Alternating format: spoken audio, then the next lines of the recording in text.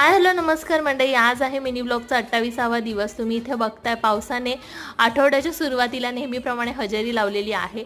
आणि याचा गोंधळ असा झाला की सकाळी सकाळी काय झालं कळलंच नाही की सकाळ झाली आहे असं, कारण एवढा काळोख होता आणि त्यामुळे अंधारच होता आणि जागच आली नाही आणि अजिबात मूड नव्हतं ऑफिसला जायचा, पण समहाऊ जावंच लागणार होतं. सो ऑफिसला लगबगीने निघालो. जे पण त्यातल्या त्यात एक बरं होतं की आज गाडी होती ऑफिसला जायला, त्यामुळे ट्रेनचं जे लेटचं रुटीन होतं ते माझ्या वाट्याला नव्हतं.